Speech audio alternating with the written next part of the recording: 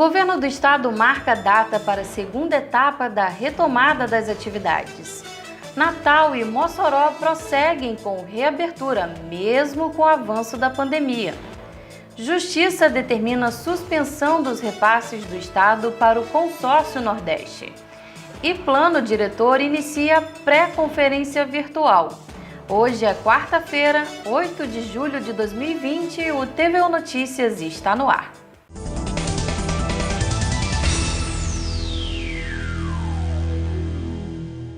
Bares e restaurantes em todo o estado têm previsão para reabrir no próximo dia 15. O decreto foi assinado pela governadora Fátima Bezerra e publicado hoje no Diário Oficial do Estado. O decreto adia para o dia 15 de julho a retomada da segunda fração da primeira fase do cronograma de retorno gradual das atividades econômicas. Durante a coletiva de imprensa realizada hoje, o secretário adjunto de Saúde Pública, Petrônio Spinelli, declarou que a taxa de ocupação de leitos críticos ainda continua alta e o isolamento social está muito abaixo do recomendado, que deveria ser em torno de 70%. Diante dessa realidade, a medida mais acertada do governo foi adiar a abertura de novos serviços não essenciais. O governo não abriu mão do seu projeto, do seu planejamento de retomada. O governo continuou com todo o projeto, está todo lá. O que o governo fez foi ser prudente e não abrir sem ter a segurança de que a etapa já estava madura e segura de ser aberta. Por isso que é importante, inclusive, que os municípios tenham a sensibilidade de considerar isso. E todo o empresariado, todas as instituições precisam entender isso. As igrejas, o futebol, todo mundo tem que entender que nós não estamos contra a abertura. Ao contrário, o governo quer que o processo aconteça, mas aconteça com segurança. Porque mais do que simplesmente abrir, nós precisamos evitar o efeito sanfona. Abre hoje, daqui uma semana, complica e fecha. Então, abrir com segurança, abrir com prudência, conversando, negociando. Unidade nesse momento, quero apelar a isso. A decisão do governo, ele não tem nada de atrito ou de conflito com ninguém. É uma decisão essencialmente técnica. O secretário de Tributação do Estado, Carlos Xavier, afirmou que essa prorrogação de abertura de bares e restaurantes está dentro do plano de ação de retomada econômica, que determina a suspensão caso não ocorra a diminuição dos índices epidemiológicos da Covid-19. É importante dizer que essa decisão que o governo do Estado tomou, ela estava prevista inclusive no próprio plano de retomada. O plano de retomada há de 7 em 7 dias períodos de avaliações que, não se cumprindo os critérios objetivos que nós estabelecemos, nós não migraríamos para essa fase. Inclusive, é importante salientar isso, que esse plano ele foi gestado junto com as entidades produtivas, os setores, as entidades do setor produtivo, e era de conhecimento de todos eles que essas avaliações aconteceriam de 7 em 7 dias. Então a gente segue uma recomendação do comitê científico e definiu por deixar por mais 7 dias o processo de retomada estacionado nesse processo de abertura somente da primeira fase. Mesmo com o avanço da pandemia em todo o estado, Natal e Mossoró decidem manter a reabertura das atividades econômicas. Jorge Silva traz mais informações. São mais de 13 mil casos confirmados na capital potiguar e a cidade já ultrapassa as 500 mortes pela Covid-19. Mossoró é outro epicentro da pandemia, com mais de 3 mil casos confirmados e 137 óbitos. Mesmo diante desse triste quadro, as duas maiores cidades do estado decidiram continuar com a abertura da segunda fase das atividades econômicas. Em Natal, a Prefeitura iniciou a segunda fração ontem, com a permissão de funcionamento de restaurantes, lanchonetes e parques gastronômicos de até 300 metros quadrados e lojas de 600 metros quadrados de diversos segmentos comerciais. Hoje, a Prefeitura publicou 2 decretos autorizando o funcionamento de igrejas e de alguns serviços de shopping centers. Essa autorização está condicionada a uma série de limitações e regras. Nos templos religiosos, por exemplo, a quantidade máxima no ambiente é de 20 pessoas. Todas devem manter distanciamento de 1,5 metro na entrada de cada igreja. Só pode entrar pessoas com máscara e com as mãos higienizadas com álcool 70. Os administradores das igrejas são obrigados a higienizar todos os espaços pelo menos 2 vezes ao dia. Tentamos falar com o prefeito de Natal, Álvaro Dias, para saber como será a fiscalização para o cumprimento dessas normas, mas ele não quis se pronunciar. Conversamos com a presidente do Conselho de Saúde, Dalva Horácio, que criticou as medidas do governo. Considero, no mínimo, equivocada, precipitada, a decisão do prefeito de Natal de flexibilizar as atividades não essenciais nesse momento da realidade da região metropolitana e principalmente da realidade de Natal. Que nós temos ainda uma taxa de ocupação de leitos altíssima, acima de 90%. Nós temos uma quantidade enorme de profissionais de saúde afastados, inclusive por contaminação por Covid-19. E muitas unidades não se conseguem completar as escalas de plantão.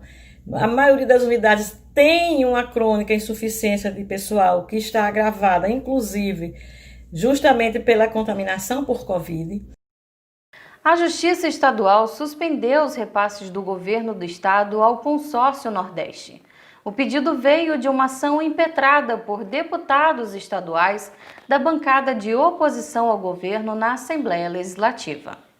O governo do estado deve suspender imediatamente qualquer tipo de repasse de dinheiro ao Consórcio Interestadual de Desenvolvimento Sustentável do Nordeste. O órgão é formado pelos governos dos 9 estados da região. A decisão liminar da 5ª Vara da Fazenda Pública do Tribunal de Justiça do Estado atende o pedido de uma ação popular de autoria dos deputados estaduais Kelps Lima, Cristiane Dantas e Alisson Bezerra, do Partido Solidariedade. A ação questiona a ilegalidade do repasse de R$ 4.900.000 ao governo da Bahia para o pagamento antecipado de 30 respiradores que não foram entregues pela empresa Hempcare Pharma Representações. A empresa já foi alvo de investigações policiais e os governos dos 9 estados cobram o ressarcimento dos valores pagos. A ação também quer impedir o repasse de cerca de R$ 900.000 do governo do estado para o custeio do Consórcio Nordeste. A decisão tem caráter provisório e cabe recurso. As jovens mulheres estão entre as mais vulneráveis nos ambientes de trabalho, de acordo com os grupos laborais que mais sofreram com a pandemia. Os dados são do Tribunal Regional do Trabalho, que aponta as desigualdades de gênero como uma das questões que mais tem chamado a atenção para esse período. Jovens trabalhadores com ingresso recente no mercado de trabalho, trabalhadores idosos e especialmente as mulheres são os grupos laborais que mais sofreram com a pandemia do novo coronavírus, de acordo com o Tribunal Regional do Trabalho. A juíza Fátima Cristiane de Oliveira explica que as trabalhadoras domésticas sofreram ainda mais. Dentro dessa camada vulnerável, existem alguns que ainda são mais vulneráveis. E as domésticas, elas estão nessa camada, né? Elas são ainda mais vulneráveis dentro da camada já vulnerável da mulher. Surgiram inúmeros problemas relacionados à categoria, né? Um dos problemas que mais salta aos olhos é que houve uma perda de postos de trabalho domésticos de 727 mil, né? Somente nos 3 primeiros meses da pandemia, aqui no Brasil. Ainda de acordo com a juíza, entre os principais problemas aflorados durante o período de isolamento social estão as questões relacionadas às desigualdades de gênero, que acabam por sobrecarregar a mulher. Historicamente, as tarefas relacionadas ao lar, relacionadas ao cuidado dos filhos, sempre foi atribuída às mulheres, né? Mesmo após o ingresso massivo das mulheres no mercado de trabalho, essa tradição persiste até hoje, principalmente no Brasil, né? Nós até ouvimos alguns homens dizendo, mas eu costumo ajudar nas tarefas domésticas, né? Mas, na verdade, esse tipo de afirmação, ele só reforça o machismo estrutural, né? Porque se homem e mulher trabalham fora, não seria o caso do homem ajudar a mulher nas tarefas domésticas, e sim a compartilhar, dividir igualmente essas tarefas. Começou hoje a pré-conferência virtual do Plano Diretor de Natal. A autorização para realizar a discussão de forma virtual não agradou a membros da sociedade civil. A retomada das discussões do Plano Diretor de Natal acontecem após decisão do Supremo Tribunal de Justiça, que negou o pedido de suspensão do processo feito pelo Ministério Público do Estado. Ontem, o Conselho da Cidade do Natal realizou, por meio de uma live, a apresentação do sistema de votação dos delegados para ONGs e movimentos populares. A sessão marcada para hoje reúne os demais segmentos da sociedade. Segundo o membro da Comissão de Direitos Humanos da OAB e do movimento Salve Natal, Lucas Wallace Ferreira, a sessão remota não acolhe a todos os interessados. A inscrição foi num prazo curtíssimo, e esse prazo ele revela na pandemia o quão excludente ele é, né? Então, assim, movimento de luta de bairros e favelas, movimento de população em situação de rua, não conseguiram se inscrever, sequer seus representantes, e isso mostra que quão contraditória é essa sociedade, né? Em que o plano diretor vai se tornando um plano de elite, e não um plano que inclui. Segundo ele, o formato virtual desconfigurou o processo da eleição dos delegados. Primeiro que o formato online, ele desnaturou a finalidade da eleição dos candidatos a delegados na pré-conferência.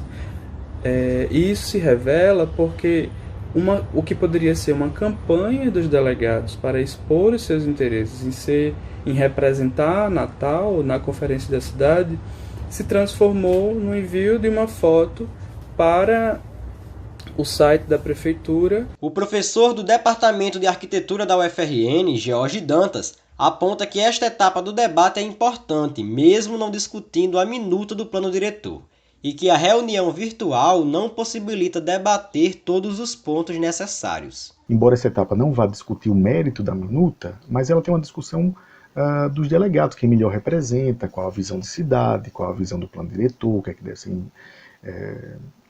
enfatizado, o que deve ser valorizado, o que pode ser alterado, né? Isso é uma discussão importante também de acontecer. E nessa etapa acabamos entrando nela por conta da força das circunstâncias da pandemia, né, tendo que fazer de maneira virtual, mas sem ao mesmo tempo construir essas garantias. Então o processo acabou sendo reduzido ao próprio sistema de votação, né, a fazer a votação online, e a 2 lives de esclarecimento, né, que aconteceram. De acordo com o regimento, serão eleitos cerca de 130 delegados, sendo 58% escolhidos pela sociedade civil e os outros 42% nomeados pela Prefeitura do Natal. A pandemia atingiu diretamente as operações do Aeroporto Internacional de Natal. No mês de maio, o terminal transportou pouco mais de 10 mil passageiros, uma queda de quase 94% em relação ao ano passado. A queda foi registrada principalmente nos meses de abril e maio. No mesmo período do ano passado, o terminal recebeu mais de 160 mil passageiros por mês. Agora, com as restrições de circulação, esse número ficou em torno de 10 mil. A Inframérica, empresa que administra o aeroporto, também registrou queda de 30% no número de voos nos 5 primeiros meses do ano.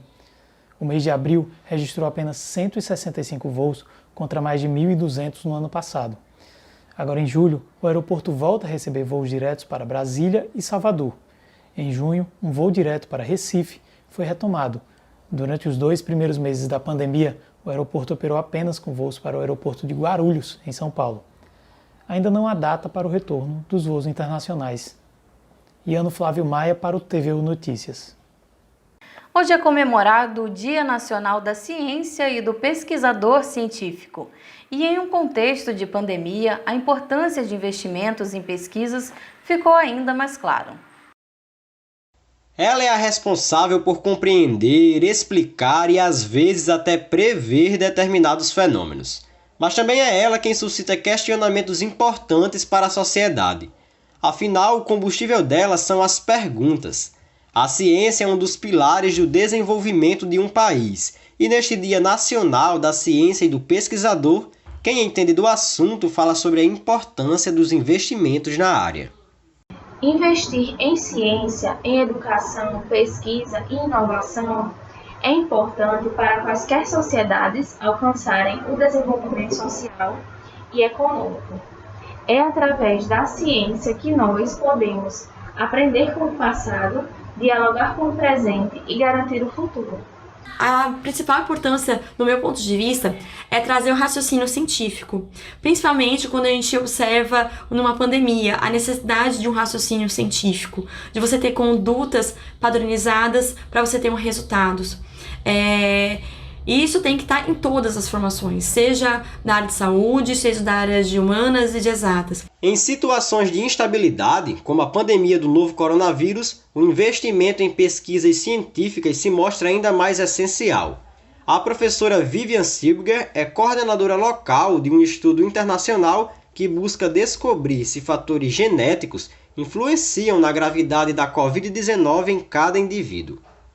No qual o objetivo é entender se há fatores genéticos que podem explicar variedades de sinais e sintomas e a gravidade da doença do Covid-19, porque algumas pessoas evoluem de forma leve, moderada e grave da doença. É um trabalho que envolve uma equipe de alunos, professores e também médicos colaboradores nos ambientes hospitalares.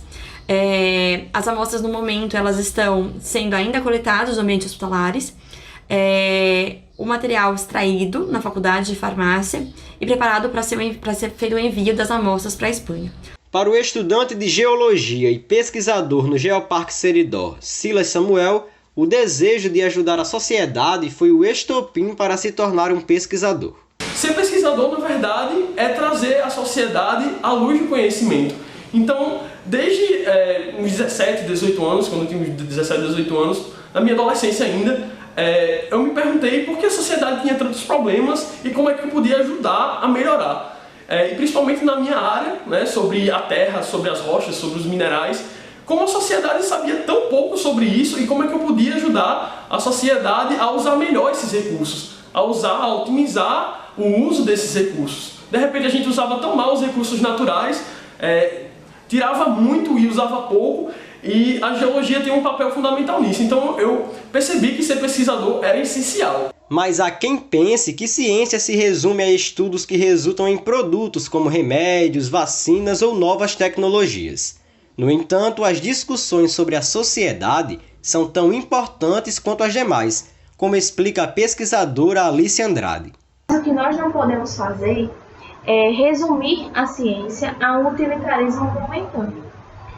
Por exemplo, as ciências humanas e sociais aplicadas, elas são fundamentais para a formação de uma sociedade mais analítica, mais crítica, mais reflexiva, consciente dos seus direitos e deveres, que possa entender de maneira mais eficiente qual é o lugar social que ocupa e quais são os caminhos para se combater opressões estruturais. Sem as ciências humanas, sem as ciências sociais, não há educação, não há justiça, não há leis, não há liberdade de expressão, não há mídia, não há cidadania e não há democracia.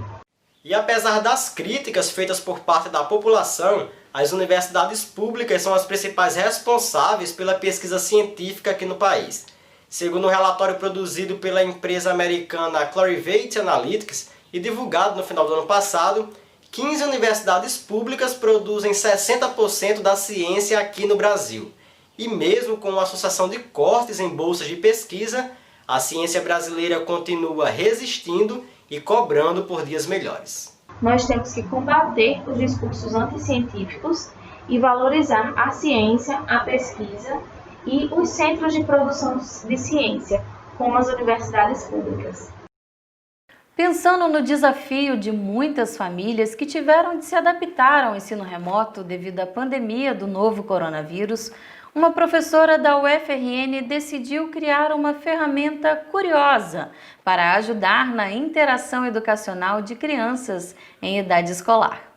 A ideia começou com uma brincadeira. A professora da Escola de Saúde da UFRN, Gracimari Teixeira, passa muito tempo no computador devido ao teletrabalho. Por conta disso, resolveu construir um notebook para a filha usando tampas de potes de sorvete, papelão, tinta à base de água e fita adesiva. Olá, mamães. Eu fiz esse notebook reciclável com tudo que eu tinha em casa. Então, eu usei 2 tampas de sorvete, fita adesiva, fita de tecido, papel contato e papelão. E eu pedi para uma amiga fazer em feltro e em velcro. Então, a criança vem e escreve o que a mãe guiar. Então, por exemplo, terminar a palavra amor. O resultado e a empolgação da filha demonstraram que a brincadeira poderia servir como instrumento pedagógico. Segundo Gracimari, as crianças gostam das telas, então aprender com um notebook reciclável desperta interesse pela atividade educacional. Com o trabalho remoto, tem despertado ainda mais interesse das crianças pelas telas, ao observar seus pais trabalhando em casa no computador. Então, de acordo com a aprendizagem significativa, a gente precisa utilizar esse conhecimento prévio das crianças, esse seu interesse, para promover o ensino-aprendizagem. Então, a gente pode utilizar, por exemplo, esse notebook reciclável, tanto para as crianças conhecerem as letras, como para elas lerem e escrever. Então, por exemplo, a família vai guiar a criança para escrever o nome feliz. Então, ela vai tirar as letrinhas do teclado do notebook e vai digitar a palavra feliz. Gracimari cita como referência para esse tipo de abordagem a aprendizagem significativa, cujo objetivo é oferecer ao estudante uma nova informação de maneira espontânea para reforçar a estrutura do conhecimento do indivíduo. E se a ideia começou como uma brincadeira, a hora de aprender não poderia ser diferente. Clara, escreva o nome feliz.